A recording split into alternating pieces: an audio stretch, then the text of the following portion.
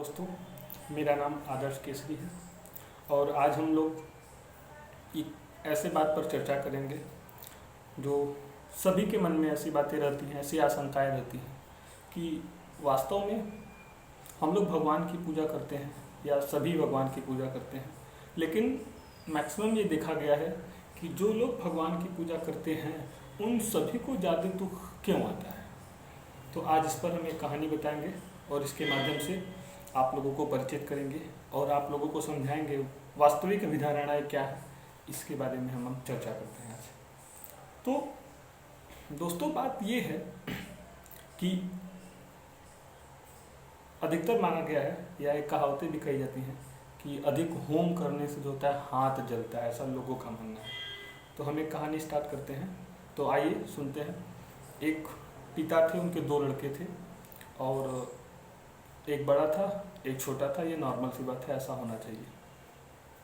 तो बड़ा लड़का जो था वो अधिक पूजा पाठ करता था, छोटा लड़का जो था वो कम पूजा पाठ करता था, गलत वर्क ज़्यादा करता था। और बड़ा लड़का खूब पूजा करता था, श्रद्धा भाव से आस्था से एकदम पूजा करता था, भगवान की श्रद्धा में था, लगा था। तो हुआ क्या कि दोनों एक दिन गए अपने अपने काम पे। बड़ा लड़का पूजा करने गया, छोटा लड़का गया दिन की दुकान पे गया, गलत काम करने के लिए गया। और बड़ा लड़का श्रीमद् भगवत गीता सुनने गया। जब दोनों वापस आ रहे थे तो जब घर के आधे रास्ते पे वो अपना दोनों पहुँचे तो जो पूजा कर कर के आ रहा था उसके पैर में कील गड़ गई और जो गलत काम करके आ रहा था उसको बीच रास्ते में एक सोने की लुटकी मिल गई, सोना उसमें भरा हुआ था। तो दोनों घर आए तो फिर दोनों बोले कि पापा हमें ये मिला, वो बोला कि पापा हमारे पैर में कील गड़ गई। तो फिर हुआ ये कि भाई बड़ा लड़का पूछा कि पापा हम इतना पूजा पाठ करते हैं फिर भी हमें ये मिला, हमारे पैर में कांटा गड़ गया, कील गड़ गई और हम भगवान की इतनी पूजा करते हैं फिर भी हमें हमारे भगवान ने सुनी नहीं और दुख ही दुख हमें मिला। लेकिन छोटा लड़का जो था वो भाई गलत काम करके भी आ रहा था, फिर भी उसे सोना मिला तो वो और मस्त हो गया, बोला वाह मजा आ गया। तो फिर उसके पापा ने समझाया कि सभी को अपने कर्मों के हिसाब से फल मिलता है। बड़े लड़के को समझाया पहले, बोले बड़ा लड़का बोला कि मैं समझा नहीं पापा इसका मतलब क्या, आखिर मेरा कर्म तो सही है। तो फिर पापा ने समझाया कि देखो मैं सीधे सीधे आप लोगों को समझाता हूँ। आप दोनों बच्चों को, फिर उसके पापा ने दोनों बच्चों को सीधे सीधे दोनों को समझाया। क्या समझाया? उसके पापा ने कहा, पहले बड़े लड़के को सेटिस्फैक्शन के लिए कहा। पापा उसके बोले कि देखो बेटा, आज का जो ये तुम्हारा दिन था और जो पिछले दिनों में तुम अपने कर्म करते आए हो और जो तुम्हारा ये आज का दिन है, इन दोनों में बहुत बड़ा अंतर हो गया। आज के दिन तुम्हारी मृत्यु लिखी थी, लेकिन तुम्हारे इस पिछले कर्म ने तुम्हें आज बस इस कील की दुख से ही संतुष्ट होना पड़ा।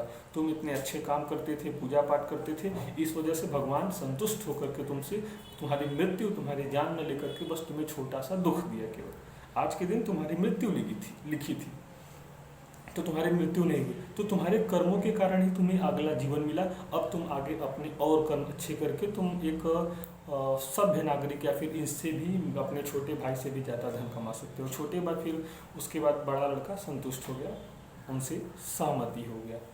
फिर छोटे लड़के को बुलाया, बोले बेटा तुम यहाँ आओ। तब बोले कि जो तुम्हारे पिछले कर्म थे, जो गलत कुकर्म तुम करते आ रहे थे, इसकी वजह से केवल तुम्हें इस सोने की लुटकी से ही बस संतोष करना पड़ा, नहीं तो आज तुम्हें एक सोने की महल मिली नहीं थी। तुम आज एक दुनिया के सबसे अमीर इंसान बनने वाले थे, लेकिन तुम्हारे कर्मों की वजह से तुम्हें आज बस ये सोने का लुटकी लेने, बस सोने की लुटकी से ही तुम्हें संतोष करना पड़ा। तो दोस्तों देखो, दोनों के कर्म थे और दोनों को कर्मों के हिसाब से उनके फल मिला। तो पूजा में शक्ति तो होती ही है, हम सभी जानते हैं कि पूजा पाठ में अवश्य ही शक्ति होती है। तो देखो, उसके पूजा पाठ के कारण उसकी मृत्यु होने से बच गई, पूजा पाठ के कारण ही उसकी मृत्यु होने से बच गई। और दूसरा पूजा नहीं करता था जिसकी वजह से उसे बस एक सोने की लुटकी मिली, नहीं तो उसको एक महल मिलने वाला था, एक दुनिया का एक अमीर इंसान बनने वाला था। हाल ही में अंबानी जी एक उच्च श्रेष्ठ कोटि के अमीरों में उनकी गिनती की गई। तो यही बात है कि मतलब भगवान में श्रद्धा होती है। और अभी जो भी विपदाएं हैं हमारे पास, कोरोना वायरस, ये महामारी, अति संक्रमण जो चल रहा है, इसे लड़ना है और हमें जीतना भी है। मनुष्य की कैसी प्रजाति होती है, कैसे जिद्दी प्रजाति होनी चाहिए हमारे अंदर कि हम सारी मुश्किलों से डट करके सामना करेंगे और ज़रूर जीतेंगे। हम सारी मुश्किलों से सामना करके अवश्य जीतने की कोशिश करेंगे।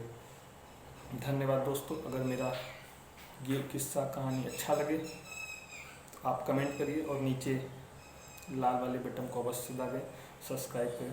धन्यवाद।